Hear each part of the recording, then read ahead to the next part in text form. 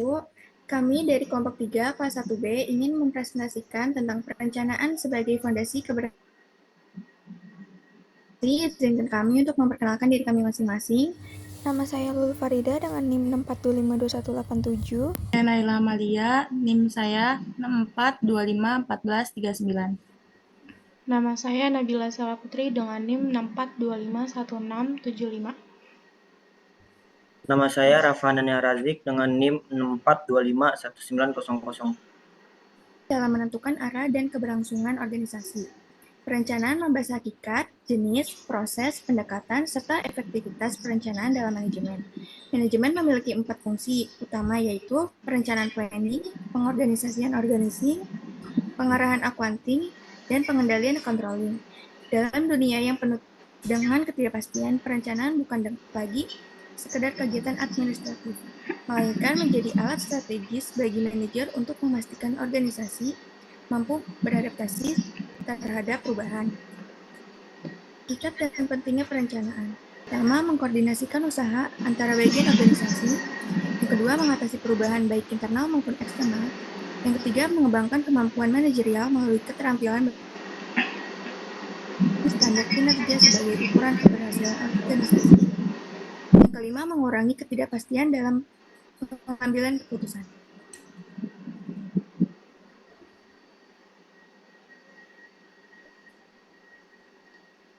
Jenis-jenis perencanaan. Perencanaan dapat dikategorikan ke dalam beberapa jenis, yaitu 1. Perencanaan berdasarkan jangka waktu. Jangka panjang dirancang untuk lebih dari 5 tahun, jangka pendek hanya 1 tahun atau kurang. 2. Perencanaan strategis dari operasional. Strategis ditetapkan oleh manajer puncak dengan lingkup luas. Opsional merupakan penjabaran teknis dari perencanaan strategis. 3. Perencanaan sekali pakai. Yang perencanaan tetap sekali pakai digunakan untuk tujuan tertentu, seperti proyek, program, dan anggaran. Tetap digunakan berulang, seperti kebijakan, prosedur, dan aturan. Proses perencanaan. Proses perencanaan bersifat sistematis, dimulai dari perumusan tujuan hingga implementasi. Langkah-langkah umum dalam perencanaan meliputi 1. Merumuskan visi, misi, dan tujuan organisasi. 2. Menganalisis kondisi saat ini, baik internal maupun eksternal. 3. Mengidentifikasi faktor pendukung dan penghambat tercapai tujuan. 4. Menyusun rencana kegiatan yang mencakup jadwal, anggaran, serta pembagian tugas.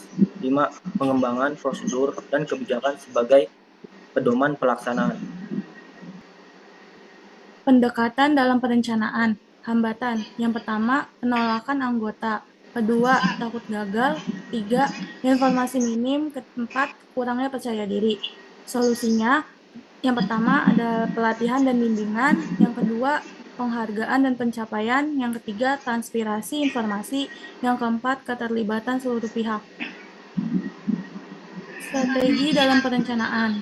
Yang pertama, analisis lingkungan, SWOT, atau PSTL. Kedua, perencanaan partisipasi. Ketiga, fleksibilitas dan kontingensi. Ketiga, berbasis data dan teknologi informasi. Keempat, evaluasi dan umpan balik berkelanjutan. Di sini ada efektivitas perencanaan dan hambatan. Meskipun perencanaan penting, terdapat beberapa hambatan yang sering muncul, seperti penolakan dari anggota organisasi karena perubahan, rasa takut gagal dari perencana, minimnya informasi mengenai organisasi dan lingkungannya, dan kurangnya rasa percaya diri dalam pengambilan keputusan.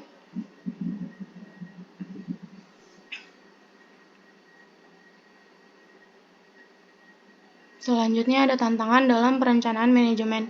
Yang pertama, perubahan lingkungan cepat atau globalisasi teknologi.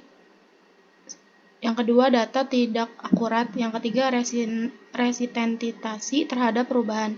Yang keempat, keterbatasan sumber daya. Yang kelima, komunikasi yang tidak efektif. Yang terakhir ada kesimpulan. Perencanaan adalah fondasi utama dalam manajemen, yang berfungsi bukan hanya untuk menetapkan tujuan, melainkan juga sebagai alat untuk menghadapi ketidakpastian dan perubahan. Setiap manajer dan anggota organisasi perlu memahami pentingnya perencanaan, menguasai jenis-jenisnya, serta mampu menerapkan pendekatan yang tepat agar tujuan organisasi dapat tercapai secara efektif dan efisien. Perencanaan yang strategis, fleksibel, dan berbasis data menjadi kunci keberhasilan manajemen modern. Sekian presentasi dari kelompok 3. Wassalamualaikum warahmatullahi wabarakatuh.